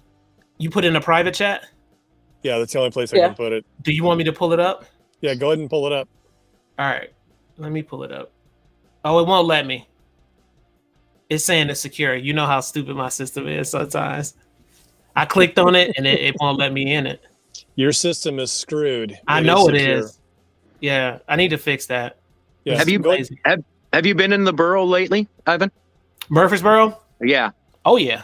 Outpost is still pumping out quite a bit of ammo. They got a lot of bulk ammo going right now. Yeah, but their ammo is a little bit more expensive, I know. It is out there. Yeah, it is. But I mean, if you're having a hard time and there's stuff you need to find, I mean, there's quite a bit here, but it's not. Some prices are okay, others are a little bit higher. But I mean, there's some good stuff there. And then Bullseye here in Murfreesboro's got a decent selection. Those are the only. Sportsman's Warehouse is a little iffy from time to time. It just depends on when theirs comes in, but their shelves have been kind of bare too.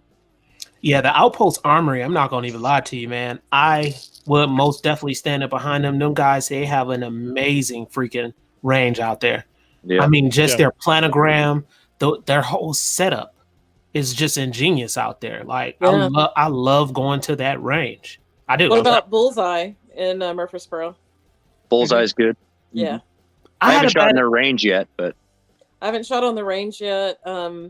I took a look at it with Mr. Lane when they were opening it up or getting it built, and he's like, "Come down anytime." I just haven't had a chance to. Yeah, that's where I pretty much mostly bought most of Carol Lee's guns that I bought her is there because they're good people, the prices are good, and it's nice to have a place you can trust to go back to and know you're not going to get screwed or anything like that. And they're patient. People. They're great people there. Yeah. No, that's been good. Did they ever? I still have to. Yeah, I still have to send you the video of when the guys stole from the store and Caleb came across the counter. What? Yeah. Wow. These morons decide to come in, ask to look for a gun, and he's showing them a Glock. One goes out to move the car, and he comes back in, and the other two take off running with the guns. Caleb comes over the counter, takes off after him. Miss Ann comes from behind the counter, and she's got, lay on your stomach on the ground. They caught all of them. Wow. I mean, it's an excellent video. Yeah, I've seen that. I actually saw the video the other day. Oh yeah, good people, and they still have to keep their eye out for them because those snatch and grabs happen everywhere. Happen at Nashville Armory. Well, I think that's starting to happen more and more now. And that was seriously, like the more this economy is going into recession, which I think we're already in one. But we've been in one. Yeah, we've been in a recession, and they hate the R word, but it is what it is. And more people are going to be more apt to do bad things like that. They just are. I mean, you got to be smart. Don't keep your door unlocked, period, on your house or on your car. And you wouldn't imagine how many people actually have their door unlocked on their car, man. That's something I just do not understand. Now that you mentioned that, did anybody hear about somebody trying to pass the law here in the state of Tennessee that you cannot keep a loaded firearm in your car with the doors unlocked? I hadn't heard that one. Came out yesterday morning on the news. Well, I mean, let's that's be your own stupidity if you do something like that. I was just about to say that. That's what I feel I've like. heard from some of the auto insurance companies. They're saying if you have a firearm stolen out of your car and it's unlocked, good luck to you, because we are not taking care of it, and we'll probably cancel your policy. Yeah. Well, or if you have a firearm that was seen in your car and the doors were locked, but it was not secure, good luck to you. We're canceling your policy, and your $500 deductible or whatever it is not going to do anything with us here. I'm with Jason on that. I just feel like I have to say it, man. That's kind of like idiotic, honestly, unless you just blankly forgot. But for a person to like really not give a damn and keep their doors unlocked, I just don't get it. I don't get it. I even go back to my door sometimes and make sure it's locked. The comment that I hear is, well, I don't want to have to pay deductible because they'll smash and grab it. Well, number one, don't leave anything in your car for them to smash and grab. Absolutely. Right. Right. Absolutely right. Don't give them even an option. No. I mean, and I'm just going to use this term lightly, the idiot in my subdivision that left his wallet, his gun, and a box of ammo. This came out later that his wallet and ammo were in the car, laying on the front seat. Mind you, the overhead light was on, shining right on him. Oh, man. And the keys to his car. And they did not take his car because they said his ride was junky. But they took his car, they took his gun, his wallet, and his ammo. His wallet. They didn't take his driver's license, though. So the thing I do like about my truck, just because that's where I'm sitting, is the center console. Gun's not here, locked up. There's actually a lower center console where the safe is at. So if somebody's going to go for it, they're going to go to the center on the top here, but there's nothing there. Right. Nobody's going to go for the lower because they don't even know it's there. The first place they look is the armrest and the glove box. First place. Yep. I had a new student yesterday. This was like, well, you can actually put a safe in your car. Where? Mm-hmm. So we went around and talked about that. And she was like, you know what? Maybe that should be the business that I start, installing safes. Yeah. I said, you could probably make a killing on it. Advertise, go for it. I think a lot of people will do it too. Mm-hmm. I mean, like you could sell the lock boxes, different kinds, whatever it is that you need, but go for it. Now, I actually found an ammo case today that has a lock on it that's waterproof. Oh, really? Nice. Yeah, just for ammo. And it holds 50 to 100 rounds. Wow. Nice. Yeah, that's good stuff, man. Jason, like he frozen down there. Is he froze? I think he is, guys. Yeah, he's frozen. Like Sub-Zero got a hold of him right now. I'm surprised I haven't locked up. Say what, Mike? I said I'm surprised mine hasn't locked up. I've got one bar. No, I think today's been kind of weird because I think we had a couple of people who had some issues like with their feed. frozen in and frozen out.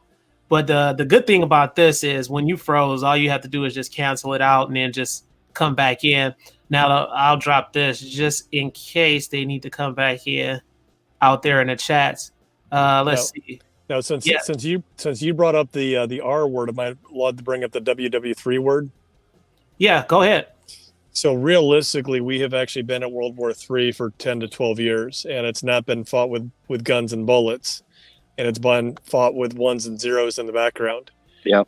So you see a lot of it when Russia invaded Ukraine. My clients on this side of the pond, basically I started getting probably a 10 to 20-fold increase in alerts coming from potential hack attempts from that part of the world. Wow. Yeah. So on the front line, just there's a big line, and it's not a balloon. Right. I'm really surprised that thing survived going over Montana. Here's a really dumb question. So let me throw this out, whether it's Montana or anybody else, or anywhere else. If you shoot a missile at it, your missile basically is going to hit the big thing hanging down below. Why not go up with basically, and I don't know if the F-35s have a cannon, go up there and shoot the damn balloon. Man, let me tell you something. Let me tell you something, guys. I'm calling straight BS on all that crap, and I'm going to tell you why. Just think about it. The United States consider China a big enemy, okay? Even though we low-key still do business with them big time, they're considered a big enemy. That's a whole nother story. But if you literally have a balloon in our airspace, come on, man. And a balloon in our airspace, and you know where this balloon has come from. I get it. You don't want to shoot it down because you're saying, okay, if we shoot it down, then that, a lot of the, it may explode and land on people. Okay, I get it, which I think that's BS too. But I'm considered more of a biological situation. Absolutely. But see, that's what my brain thinks. What if maybe they done put some crazy type of bacteria or something that could just jack people up in the inside and they want you? Those people are smart. When I say smart, they're extremely smart. They want you to shoot it down. Oh, that's exactly what we wanted them to do. All right. Mm-hmm. So that's where my mind goes with this. All right. So I don't know. I just feel like they handled that in such a sloppy, messed up way. And just to let it travel, if it is on the news, they were saying, well, we don't know if it's some kind of way where maybe it was recording things on the ground. Come on, guys. We have security systems that take a SD card, but guess what else it does? It uploads to the cloud. Do you damn think they're going to have something inside of a satellite that's going to record and load? No, they've already gotten the information that they need back at their homeland. Come on, man. The biggest national security breach was actually done by a thumb drive. Yeah. Man, come on, man. So I think they lying to us, guys. I think it's something else going on here. I just can't put my finger on it. Yeah, having been over to China and spent a lot of time over there, it's an interesting culture. From the cultural perspective, small thing about me, I love going in and experiencing culture, but Absolutely. also getting a little bit more immersed into that and what I do, paying attention, asking dumb questions, and then having a conversation with my interpreter, and then walking to some random guy in the street in Shanghai saying, hey, we're going in here next. And the guy kind of panics and runs away. And then we have another follower. Guy had been following me, I'll call it us, my interpreter and myself, out 3.5 hours outside of Shanghai when we were traveling around and everywhere we went. I don't know what you guys think on the balloon thing. I think it's something deeper going on. Oh, it has to be. I do. Bigger picture. Bigger picture.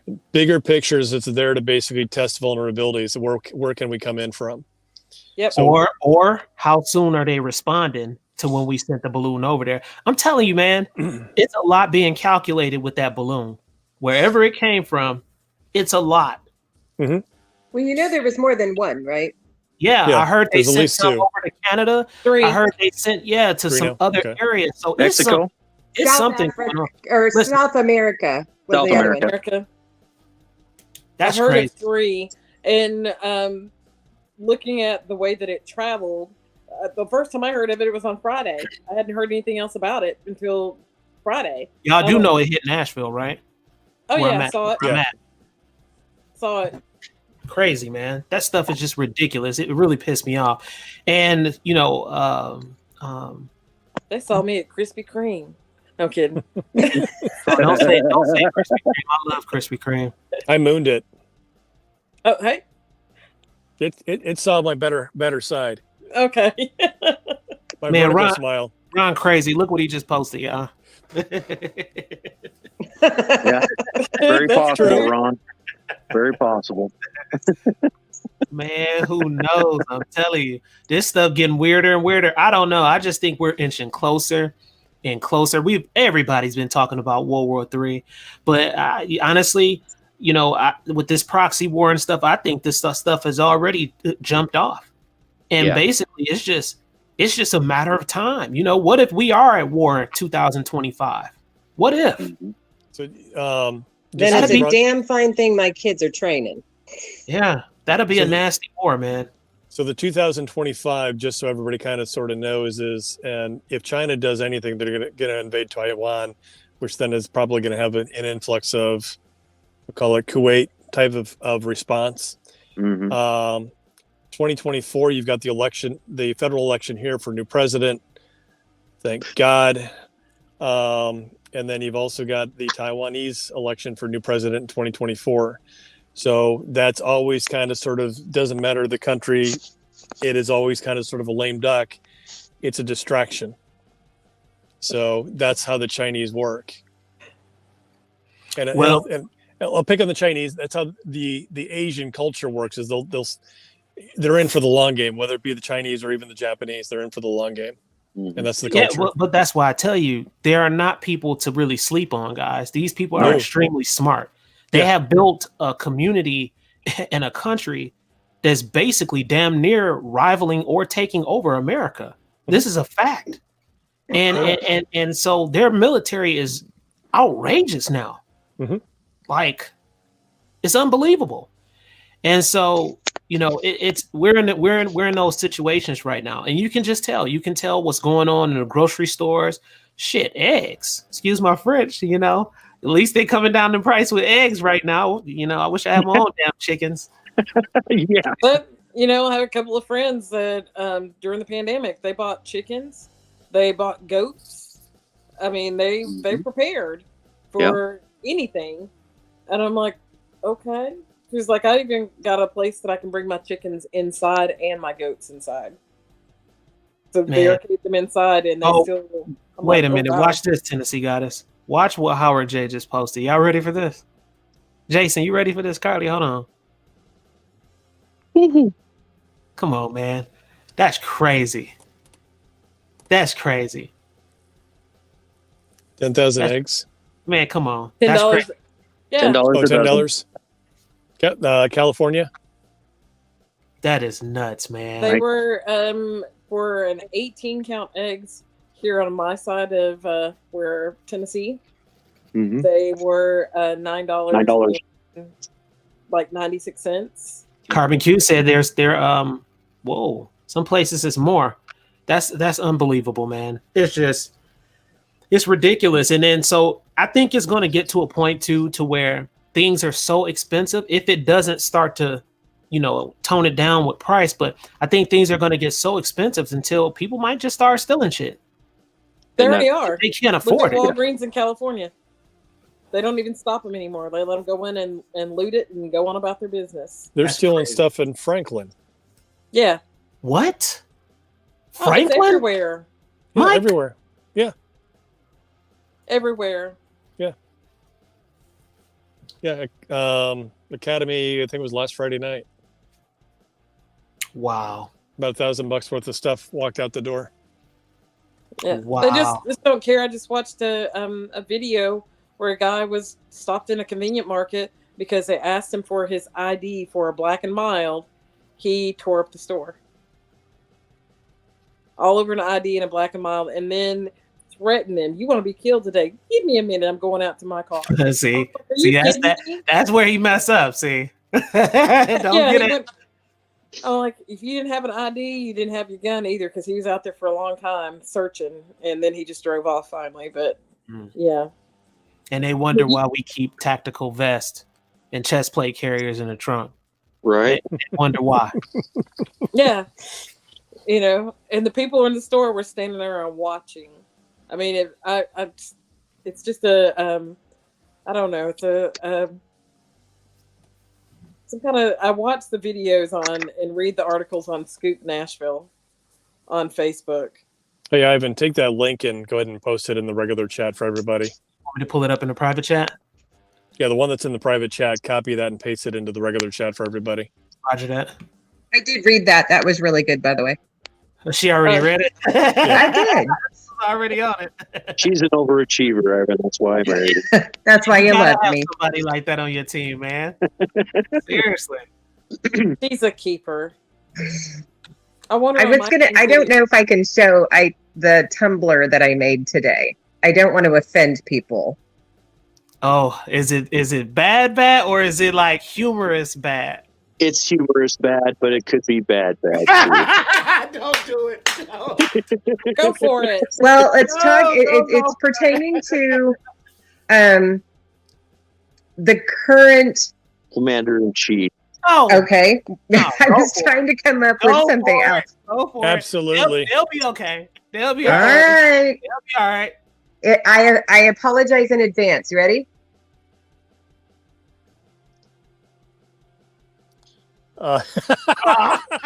Wait for it. Wait. Oh, hang on. Which way am I going?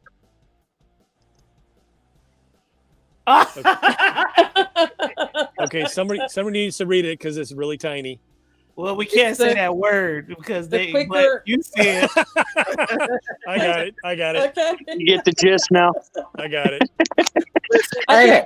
So I had to go show you that because I made that today. Man, it's just his time. It's just like any other guy that gets older. I'm getting older. He's over 80, man, dude. It's just time to slow down and it's time to give it up. That's it. He needs to go to the pasture. Yeah, it's time to give it up. He did what he could do. He, to me, wasn't a great president. He pissed me off when he tried to make me get the what. That took me to a whole nother level. You and me both, brother. I was so steamed up, especially when my job, the previous job that I worked, tried to enforce that. Yeah. I was furious. And so after that put such a bad taste in my mouth just for politics, period. I was just, I don't know. My brain is just like, I just got my third eye open, guys. And I'm just watching everything now because I just think it's going to get real messy real soon. I do. It is. Yeah. Yep. Just got to be prepared. That's all you can do. That's it. And that's why, we have Carbon Q out there. She talks about the prep, being able to prep your vegetables, stuff like that. As far as some of the people on my channel, they hunt their own food, hog, deer. They can tell you about things like that. Being able to, just like Jason and Carol Lee, these guys, they're able to go in, create their own ammunitions. That stuff is important, man, because guess what? What if they shut down the stores? What if they shut down the access for that type of stuff? You have to have that stuff in bulk ready to go. So all of this stuff matters. Being able to prepare your water, filter your water, all of this stuff, I believe will matter sooner or later. No fear tactics or anything like that. I just truly, truly believe that, and I can feel it, and I can just see the signs happening all around us. Yep. Yeah. So, well, guys, we had an amazing, amazing show today. I'm super happy you all came on to the channel. I hope you enjoyed yourself on the channel today. And guess what? We kept the attention of a lot of people tonight, guys. I've been watching the numbers, and they really enjoyed y'all tonight. Good. I'm glad you could have it. Yeah, this was a really, really good thing. We encourage you all to come back to the channel. You're always welcome here. Jason, I really got to get with you because I do want to get back at the range. So we'll talk on the back end. And I want to get with you too, if you don't mind, with the ammo thing. I think that's going to be, and, doing something like that. I think that's extremely educational because a lot of people don't know about that kind of stuff. All right. I'm going to go. Tell me when. Perfect. I'm gonna do roll call real quick. Some closing statements. Tennessee Goddess, go ahead. You go first. I'm choking over here. Again, keep your eyes and ears. Know your surrounding and what's going on. All right. The gun alert guy, what you got to say, bro? Stock up, continue to stock up, learn how to do things you don't necessarily know how to do. Go back to let's call it Little House on the Prairie, where you survived on your own. Yes, sir. Caroline, what you got to say, my girl? Face your fears. All Get right. used to the unknown. There you go. Big Jason, what you got to say, bro? Hey, be happy, be healthy, and if anybody threatens you, don't be afraid to respond. Decapitation, my friends. Another gun gossip Sunday nights. Y'all know how we do. We turn up every Sunday night, 8 p.m. Don't miss the next one, Central Time, guys. And we are out. Holla. Are we doing one next Sunday? Yes. Well, is it a holiday? Super Bowl. Oh, damn. You know, priorities now, right? Well, this is still. Y'all gonna hate me for this, but I don't watch sports. Yeah, I'm over here. Remember, I'm not from this planet, Jason. I haven't watched football since I got a refund on my Denver Bronco tickets after I moved here. Oh, wow. I'm only in it for the parties. Yeah, first knee hit the ground. I haven't watched the game since. Dang. I'm only in it for the party food. All right, so I'll have to reconsider Sunday night. Then we'll look at that. You know, if you you're never on, know. I'm there, brother. Huh? If you're on, I'm there. There you go. That's what I'm talking about. We're out of here, guys. I'll let y'all.